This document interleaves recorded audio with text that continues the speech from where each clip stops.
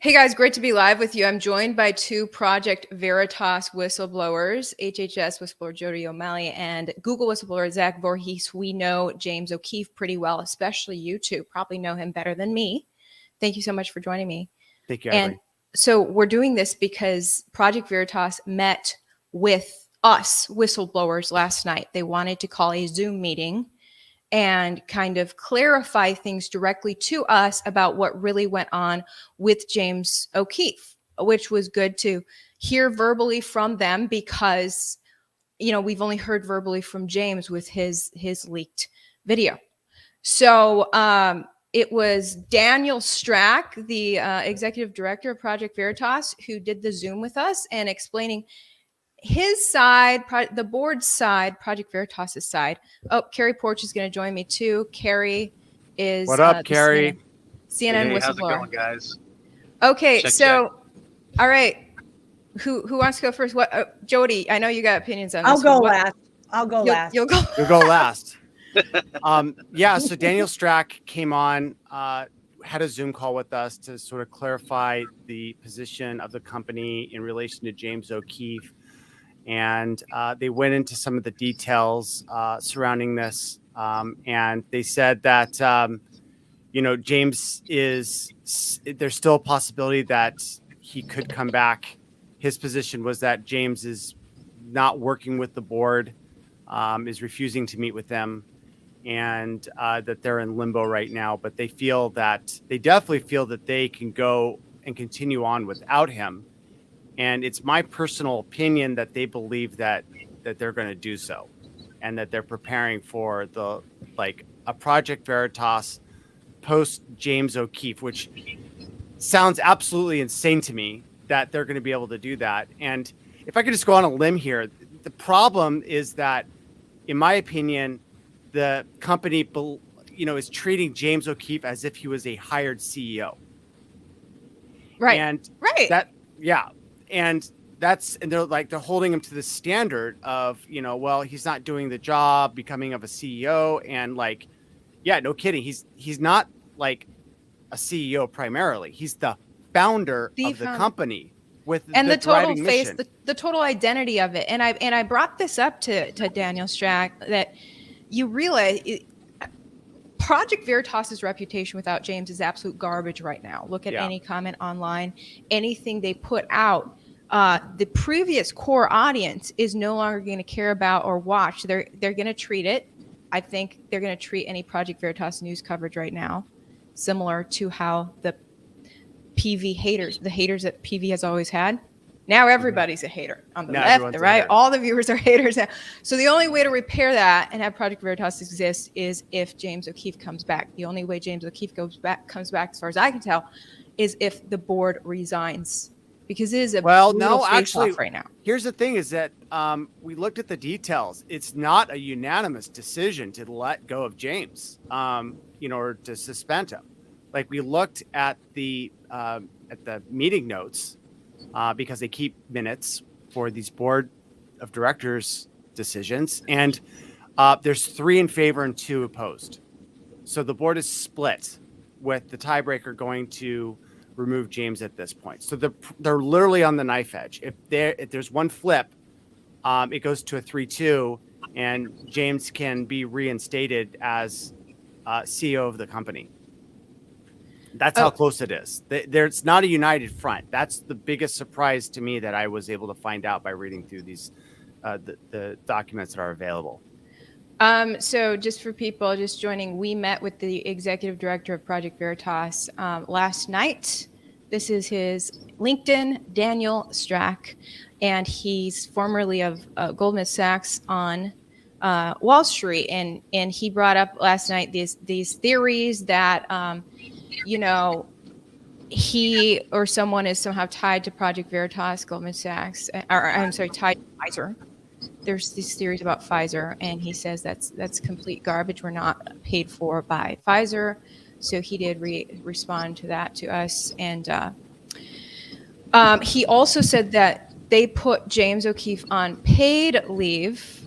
James said, James actually showed when James is meeting with his staff and saying goodbye earlier this week was leaked.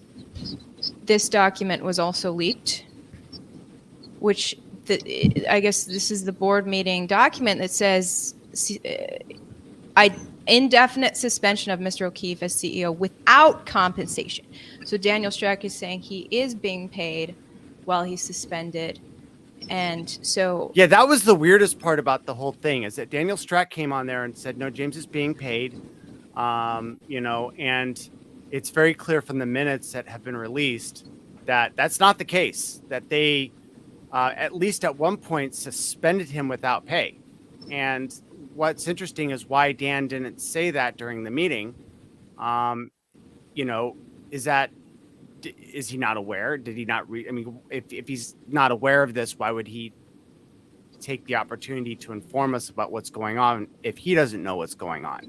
I'm wondering how much backpedaling might have actually happened when they first suspended him, apparently without pay, like it says. I mean, that's what the document shows. It was without pay. I was wondering, I wonder if they thought such a harsh suspension would bring James to his knees, crawling back to them, apologizing, and knowing James, he's not going to do that. And then, of course, when he didn't do that, then they panicked, because not only did he not do that, but the public response when the news hit the fan the first week of February, the public was mad, and they were. Well, on I heard James's that he side. actually did have a letter of some point. Yeah. James Jodi. said he had it in his in that YouTube video to the employees. James said that he wrote an email and he was apologetic to the CFO, I believe it was.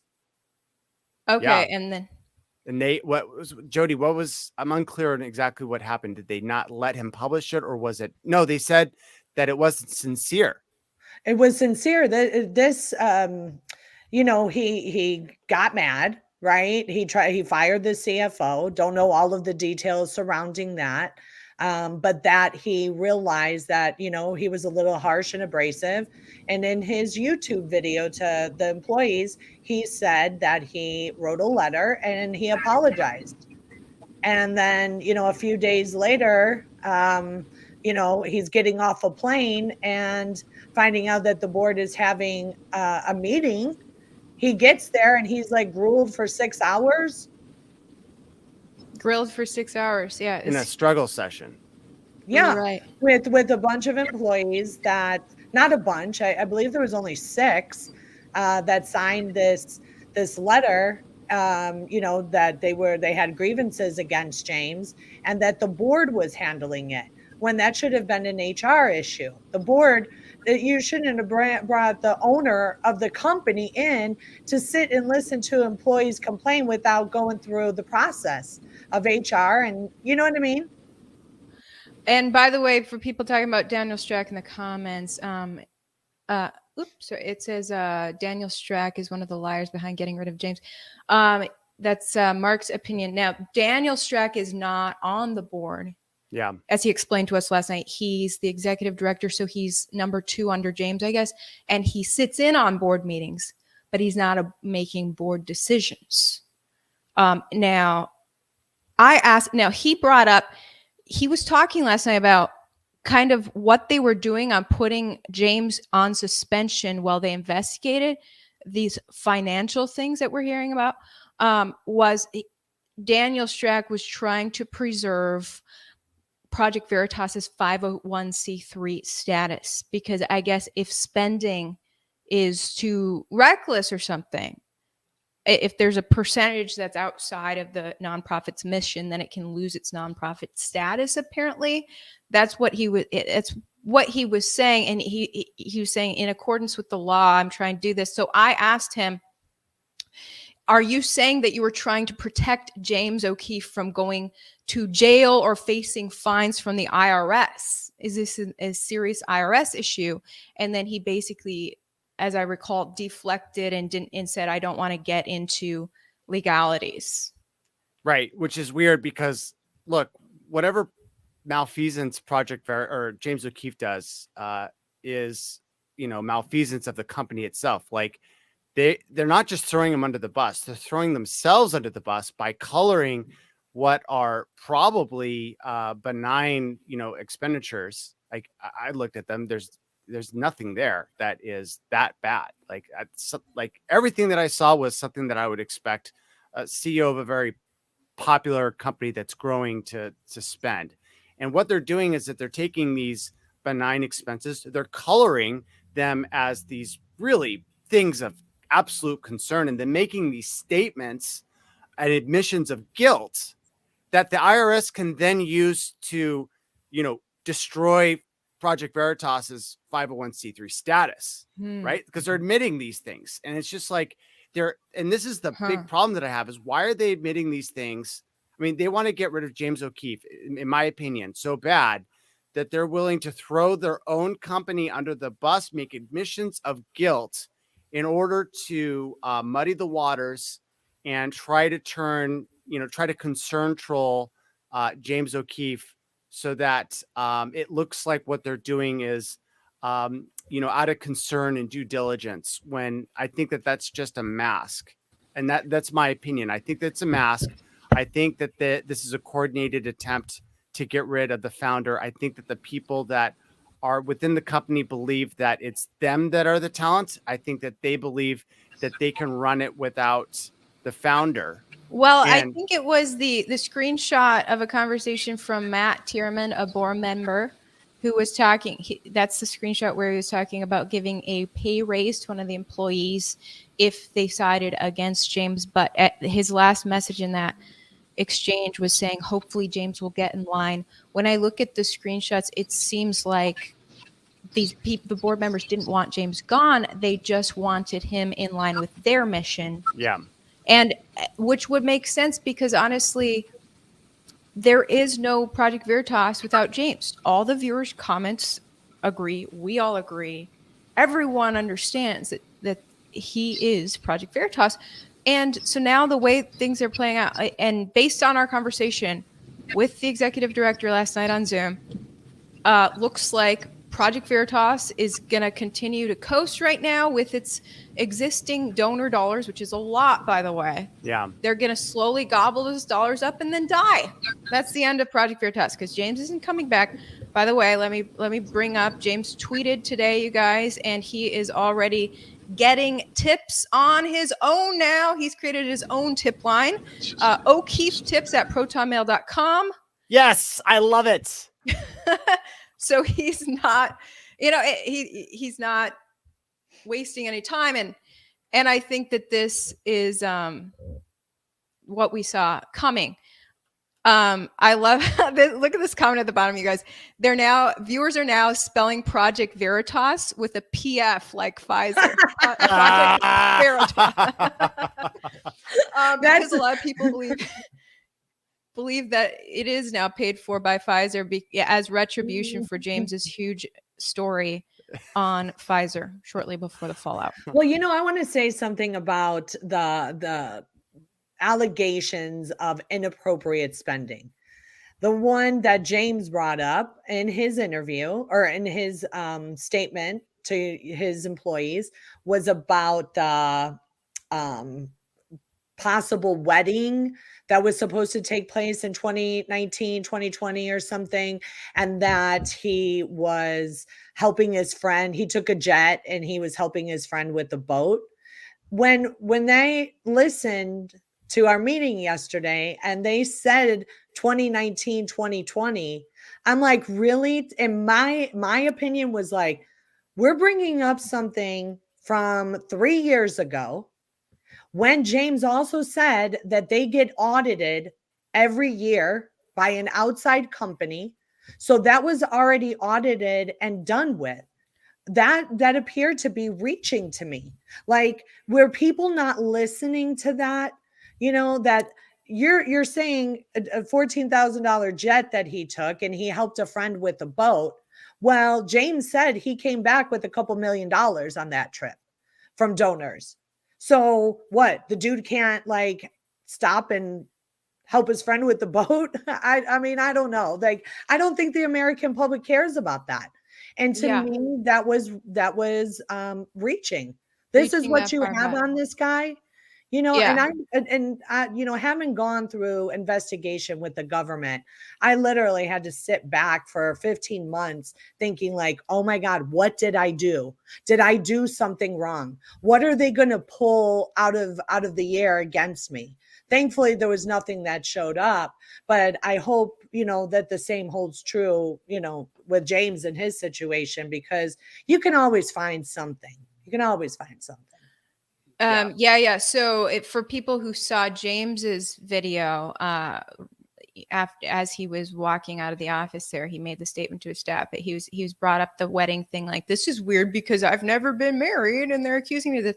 Well, Daniel Strack last night on his Zoom with us whistleblowers explained that apparently James was planning a wedding with his now ex and had made a deposit, some sort of like down payment on the wedding. So And that it got canceled or something. It fell so through, there and is then he there according well, to no, he got reimbursed for it, and it was used as a venue. And so whatever issue that that they had, you know, got resolved, and the issue evaporated. And that's the thing. I don't even know. Like, did he pay for the venue and then got reimbursed in order to use it as a party for Project Veritas? I'm unclear. But even in the worst case scenario, it's not a crime. It's not malfeasance because the expenses were used for a Project Veritas party for the staff. So it wasn't used for a wedding. They had the obligation to tell us the true story, and instead they colored it in the worst possible way, so far that it was misinformation. And that's the problem that we have with this, is that, you know, this company continues to give misinformation to us whistleblowers about what the hell is going on. And they're also giving misinformation to the public about what's going on. Yeah, one of the first financial things Daniel Strack brought up last night was this thing of James saying he's taking a private jet to meet with someone in regards to work, and it was actually to fix his personal boat, and that could have been, you know, just wait an extra day and take a normal flight. So who knows? But they seem to be nitpicking at little things here, because if you look at the numbers, the screenshot that was also released, leaked on Monday, was the financials that Project Veritas made 12 million in donations in 2019 and then 22 million in 2020. So huge monetary growth. But I don't know the legalities with the IRS and to what extent frivolous spending is going to get you in trouble with the IRS. I can say that from my experience in working very closely with Project Veritas when I was working on exposing my story with Fox back in 2021, is that people seemed to be really cognizant of their money. I know that the undercover journalist I worked with, she, you know, I feel like James had even offered, you know, oh, just, you know, it's okay. And she's like, no, I don't want to waste money. There were small conversations about that. And also seeing James's personal car that he drove, it was not a very nice car. So it didn't seem like James was too frivolous with his money. And I think the American, I mean, this man, what do they say, travels 300 days out of the year? I mean, I don't think that the American public would care if he didn't take commercial flights every day when you're having to go to multiple cities. I mean, truly, every single person that has called me or talked to me, they're like, I don't care if he is taking a jet every day. Like, buy one. Have your own airline stewardess. You know, I mean, he's always traveling. To me, that it just, the dude only makes $400,000 a year. Like, something of that stature, of someone that's like, you know, leading a company like this and bringing in all this money, he should be making at least $1.5 million. Yeah, and no time to spend it. Yeah, no time to spend it. So this as Gary Franchi said, like, James deserves to enjoy the fruits of his labor a little bit more, actually. Yeah. And I think a lot of his supporters feel the same. Right. That he should be enjoying some of this money. But the way Daniel Strack portrayed it last night is like, well, if they're recklessly outside the lines and it could be an issue with the IRS. So I'm just like, I don't know what's true. I do know that now that I'm independent, I'm an LLC owner, and there definitely are rules about spending with LLCs and just which bank account the money goes to before you spend it and things like that can make or break your LLC status and whether the IRS likes you. So I don't know if it's some technicality like that, but my takeaway from last night is that my suspicions of it being an ego thing, I still believe that. I think it's a big ego thing between all parties involved right now. I do lean against it being some conspiracy with Pfizer. I'm just not seeing the evidence of that at this point. But I think it's a coup by Matthew Tyerman. That's what I think. I think that he's Really? been wanting to do this for a while, and he's now making his move. Like there's a lot of pictures. They've known each other for a very long time. Matthew Tyerman took down all of his Instagram photos with James. Really? When did he do that? I was told that he did this in the last few days. So this feels like a relationship breakup. It's a relationship breakdown. I can't Seems stand like a his jealousy. face. I'm deleting him from my IG. Yeah. Right. Wow. And I know that they've been friends for a very long time, but like some of us get a bad feeling about Matthew Tyerman. Like I like the guy. I think he's really funny. I enjoyed my time with him, but at the same time, there was just something about him that just didn't sit well with me. And I've heard other stories about a time in Poland where I guess an entire group turned against him, and then he like sued them for defamation and lost. And so Really? Yeah, this is what I was told. For people not familiar with Matt, I just looked up his IG. Matthew, here he is. No more pics with James. Yep. I don't even know who he is. He likes Ted Cruz, though. So, yeah, Matthew, I do know Matthew from 2021. He was closely associated with James, and and he's in the baking class too, right? Like he comes from finance. Oh, really? And Steve Bannon has said that none of the board members are welcome back on his show ever again. That they've done right, because Matthew used to appear with Steve a lot, right? All the time, and now he's obviously gone. Look, if he's been appearing regularly with Steve, that means he and Steve historically see eye to eye. And this is my opinion, that I think that with the end goal, that James and his board members like Matthew do see eye to eye as far as let's save America by seeking truth, shining light on corruption. But the maybe personality disagreements or business structure disagreements or something like that is what's happening right now. And for my opinion, listening to Dan talk about how he believes that the structure of an organization that has the stature of Project Veritas should shift, and the CEO is usually not the visionary, and that, he did notice that there were, personality issues and maybe some, bad feelings amongst the people in headquarters, because he didn't say that it was the undercover journalists that were having grievances. He said it was at the headquarters, right? The administration people. And, for me, when I asked him that question, it was like, okay, these are all very valid points that you make as somebody who has been, in an organization. Am I going? Do you hear me? You're still good. You're still good, okay. Yeah. That was very valid points, but I asked him, did you have this conversation with James prior to taking the job? Did you say that you saw the vision of the company changing? Because I could imagine if you didn't, that's why James was like, wait a second, are you guys trying to take my company away from me?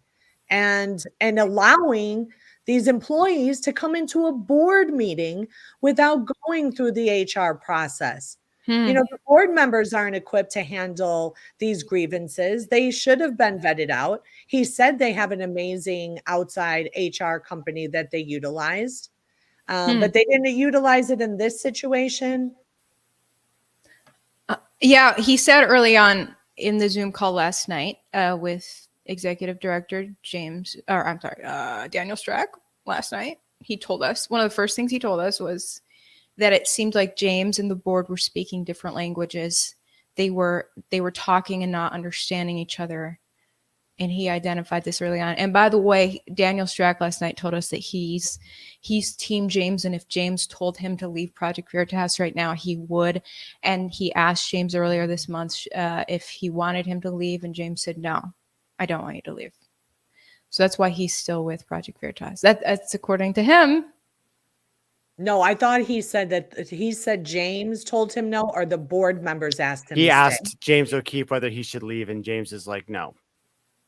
So when did he ask him? Because he said that he hadn't talked to him. I guess it was earlier on this month. Early in the then it disagreement. doesn't make any difference, right? Like if it was earlier this month before the board meeting happened and they put him on leave, that you know, it doesn't make sense to me. Was it before the board put him on leave?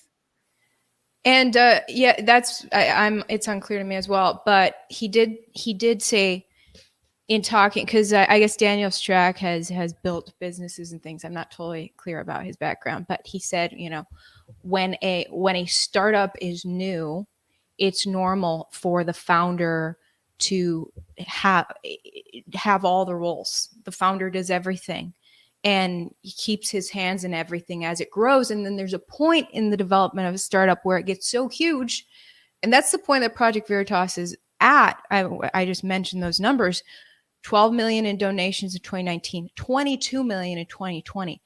Project Veritas has exploded just in the past few years into something really big.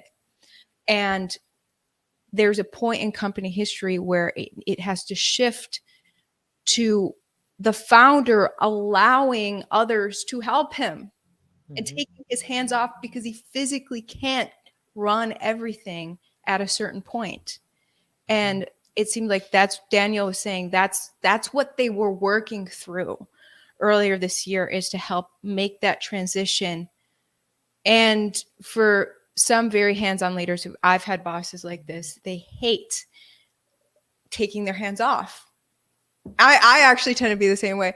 Like, you want to be hands-on with everything, and you exhaust yourself, and you have to trust certain people, but then it's like, you really gotta, especially in the work James is doing, it better be someone extremely trustworthy. And I think it seems like they were duking that out, and it went south. Yeah. So my question is, do they have like some sort of secret donor that's come on and said, hey, look, like, you know, do this and we'll give you, we'll take care of your donations. Like I know there's one donor with a whole lot of money. Starts with a PF. Pfizer. Or it ends in an OS. Yeah. Pfizer has been known to donate a lot of money to different media organizations. Did they come in and say, PV, we want to donate to you too? You know, that is something that we just don't know. But you would think that PV would never allow someone to enter its organization, let alone its board, who would succumb to Pfizer donations of all things. One of the things we need to investigate the most. So I want to tell you an inside story that happened in 2018. Okay, so when I approached Project Veritas, I actually met Matt Tierman before I met James O'Keefe, and he introduced me to an MI6 guy by the name of Kevin, a British guy, and he sent an individual to sort of collect my information, and we became friends, and that's how I did it. But it turns out that this guy, Kevin, attempted to do a coup on Project Veritas in 2018. And what he wanted to do is he wanted to introduce he wanted to transform the company from news organization to a privatized intelligence that would collect information for big corporations. Like do the same thing, but like, Google's like, hey, we want to figure out what Apple's doing. So they're able to go in and get that. And then it was pay for play. That's what he wanted. He wanted pay for play. And so I met him through Matt Tierman. I wouldn't be surprised if there's some sort of like scheme to transform the company in this way, because like, what are the chances that Matt Tierman's behind both of or he's associated at least with behind both of these takeover attempts? And because Matt was about this guy's transformative mission. I don't know. It's unclear to me, but I know that he was the one that introduced me to Kevin, and Kevin ended up trying to do a coup 6 months later for this pay for play. And the thing is that for some reason, Matt Tierman didn't like suss this guy out or get a bad feeling about him. And, invite him into the company. And then James had to do an emergency thing to get rid of him and lost a significant part of the company as well. Like they were going to Cassandra. Cassandra's got a crazy story about this. He went to Cassandra and said that the reason why you got outed was because James O'Keefe told his girlfriend, and then his girlfriend told someone at Facebook, and that's how you got outed. Complete lie. And she figured it out when she like kind of joked with James for blowing her cover. And he was like, what? And then he's like, yeah, this Kevin told me. And he showed him the text messages that Kevin had sent stating this. And so there's been like just complete lapses in the leadership to allow these people with, and look, people that with bad character, you can kind of sniff them out. Right. And that's the problem, is that the leadership has allowed bad people to come into the company. I think that this has been something that's been in play for a while, and it's either through gross, moral failings, or it's deliberate. And I think that it may be possible that there's some big money. Maybe it's Pfizer, maybe it's the Mercer family or something else. Maybe it's like some big, group that funds a lot of like establishment players that are coming in. And now they're like, hey, look, it's time for Project Veritas to start talking about, drag shows or something, instead of like going after, directed evolution. So I wouldn't be surprised if there is big money behind this to neuter Project Veritas, turn it into a current thing narrative news organization, and prevent the disclosure of the really damning information that the public ought to know. Wow. And I think, we have to remember the undercover journalists that are there and the people that are in the office. There was only 6 of them. And I'm hearing that maybe a couple of them were coerced to sign the letter and went back on it. And hopefully they issue a joint statement, the PV team, soon, I hope. But, it's just... There's a lot of people that want to do good. And I wish that I could like still support them, right? Because they are the heart of Project Veritas. They are. But if you have people coming in and wanting to restructure and all of that, and we got 3 of the board members that voted to put him on, indefinite suspension or get fired or whatever we want to call it, not be at the helm. I don't understand how we can support this organization right now. Yeah, completely agree.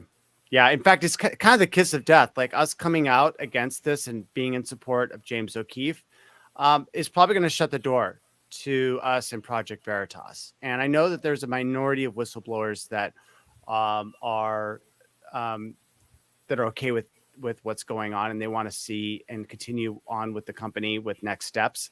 I want nothing to do with this new organization without James O'Keefe. They've lied to us so many times in the last week. When they got us on a Zoom call, they told us that the whole reason why this went down was because there was a disagreement between emailing and calling donors that had donated $50,000 and above. What we were told was that the leadership team in charge of fundraising wanted to make a personalized call to the 50,000 donor and above, and James O'Keefe wanted to email them, and that there was a disagreement, and James was like, "Do it my way or the highway," and the people were like, "Okay, we'll email them," and then James continued to berate them. The only problem with that story was it was completely made up. None of that happened. It had nothing to do with an email versus a call. What it actually came down to was the fact that James wanted to reach out to the donors following this Pfizer story. And the fundraising team didn't want to do it. They told him, "James, if you do this now, we're going to lose. We can make 10x more if we just wait." Sounds like fucking sabotage, right? Does. Especially given that, look, James may not be the most competent in all the areas of running a newsroom, but he's an expert at fundraising. Like, look, if you're going to tell James that you don't fundraise after the biggest freaking story, hand in your resignation. It's over. Get out of this office. Like, James is an expert in fundraising stuff. Maybe there's some back talk about the best wording for a social media post, but James was completely right. And instead of telling us what really happened, what they concocted was a horse shit narrative that they fed to us whistleblowers. And what that did is that bought our silence, because we're like, wow, James is clearly in the wrong. You would definitely want to call people, but that wasn't the story at all. It was a complete lie. And that's the problem, is that this company is already using deception in order to further its objectives. And that's something that James O'Keefe wouldn't do. And that's the reason why that I'm coming out against this company, and I support James O'Keefe, and I stand with James O'Keefe, and I know that what he's going to build is going to be successful. And if Project Veritas, continues to operate with its current leadership, it's going to be a neutered organization, a shadow of its former glory, and everyone that, like, the people themselves are going to know this. And I wouldn't be surprised that if Project Veritas stands at CPAC, that the people start booing. And I think that right now, the leadership is unaware of this turn. That I think that they're in an echo chamber. They have no idea what's going on the ground. And They're probably in shock. Yeah, they're going to be in shock, and it's going to be shock after shock after shock, and it's going to be demoralizing for them. And I think that right now they're in this bubble of deception. I think they've lied to themselves about, it's not really James. It's actually us. No, it's James's mission. Yes, he's got rough edges, but at the end of the day, it's about what he delivers to his audience.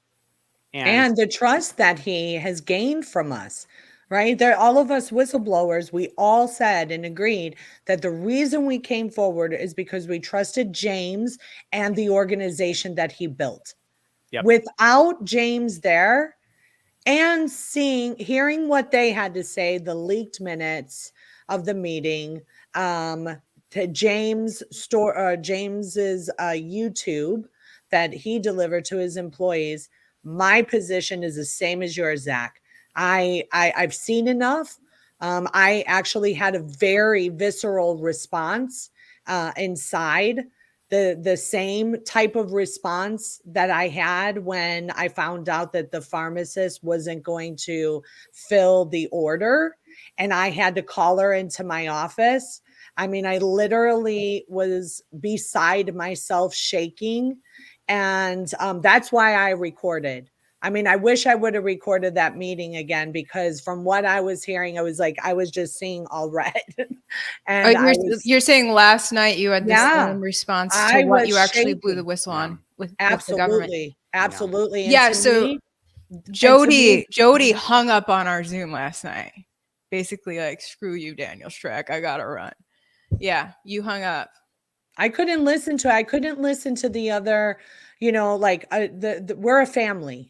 And to me, when a family member is in trouble, such as James, being attacked, and we heard their side, we heard his side, somewhere in there lies the truth.